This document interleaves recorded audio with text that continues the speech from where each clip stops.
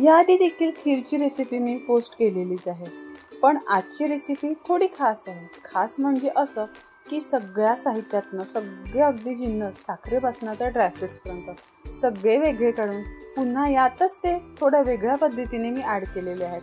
आणि घरचे म्हटले की याआधी अशी खीर का नाही बनवली म्हणून. तर आजच्या खीरमध्ये काय विशेष आहे याकरता व्हिडिओ अगदी शेवटपर्यंत बघत राहा. तर चला पटकन आता आपण रेसिपीला सुरुवात करूया. होमशेफ रेसिपीजमध्ये मी श्वेता तुम्हा सर्वांचं स्वागत करते. इथे 1.5 लिटर एवढं मी दूध घेतलेलं आहे. इथे फुल फॅट मिल्कचाच इथे वापर करायचा आहे खीर करता म्हणून. आणि दूध आता आपण उकळायला ठेवूया. त्यानंतर इथे 1/2 कप एवढा मी तांदूळ घेतलेला आहे. तांदूळ आता 2 पाण्याने आपण स्वच्छ असा धुवून घेऊया पहिले.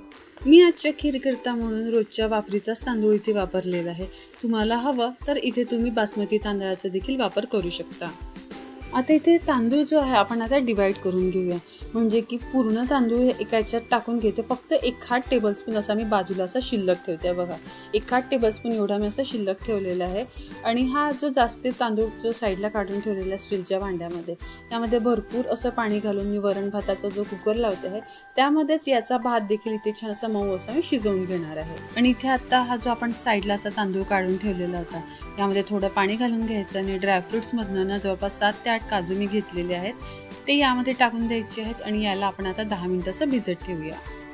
आणि आता आपण जे दूध तापायला ठेवलेलं आहे त्यामधनं जवळपास 3 ते 4 टेबलस्पून एवढं दूध जे आहे मी आता एका साईडला ते देखील असं काढून ठेवते आहे. बाकीचं हे काम करता करता इथे आता दुधाला देखील छान अशी उकळी आलेली आहे. दूध आता जे आहे आपण एकदा नीट असं मिक्स करून घेऊया. आणि आता याला एकदा उकळी आल्यानंतर आपण 10 मिनिटं मंद आचेवरती पुन्हा याची छान अशी उकळी काढून घेऊया. जसं जशी यावरती साय जमते ना तसं तसं दूध नीट असं ना मिक्स करत जायचं. म्हणजे की जी खीर आहे छान अशी ना लच्छेदार आपण ज्याला तसं म्हणत असतो मलाईदार अशी ती बनून तयार होत असते. त्याच्यामुळे वारंवार याला असं मिक्स करत जायचं. पुढे काय करायचं ना, आता आपण जे तांदूळ आणि काजू जे भिजत घातलेले होते ना याच्यावरचं ना पाणी आता मी एका साईडला काढून घेते आहे. आणि हे जे तांदूळ आणि जे काजू आहेत मिक्सरच्या भांड्याला मी आता टाकून घेते आहे. इथे तांदूळ आणि काजू मिक्सरच्या भांड्याला असे काढून झाले की आता आपण साईडला थोडंसं असं जे दूध काढून ठेवलेलं होतं ते दूध यामध्ये ॲड करायचं आहे. आणि त्यानंतर याची अशी कोर्स टेक्स्चरमध्ये अशी छान अशी ना पेस्ट बनवून घ्यायची आहे. आणि ते बघू शकता आता याची अजिबातही मी फाईन अशी पूर्ण अशी पेस्ट केलेली नाही आहे. हाताला बऱ्यापैकी खडपट लागेल इतपत याला ना मी नीट असं वाटून घेतलेलं आहे. आता ही जी पेस्ट आहे काजू आणि तांदळाची ती पूर्ण आता ह्या दुधामध्ये आपल्याला टाकून घ्यायची आहे. थोडंसं आता मिक्सरला लागून राहतं म्हणून थोडंसं दूध त्यामध्ये मी टाकते आहे. आणि थोडंसं हलवून ते पुन्हा यामध्ये असं टाकून घेते आहे.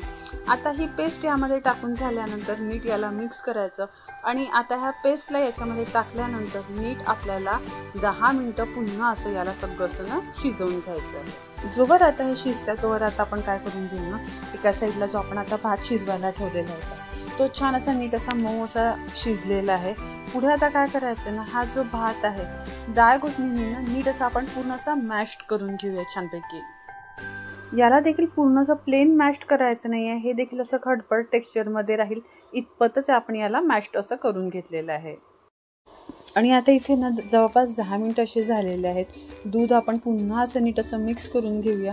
आणि हळूहळू बघू शकता दुधाला छान असा ना आता रंग यायला लागला आहे छान असा. पुढे आता काय करायचं ना, आता आपण जो भात असा छान असा हे करून ठेवलेला होता मॅश्ड असा तो आता पूर्ण आपण यामध्ये असं टाकून घेऊया. थोडा थोडा यामध्ये शिजलेला भात टाकत जायचा आणि मीठे असं मिक्स करत जायचं आहे.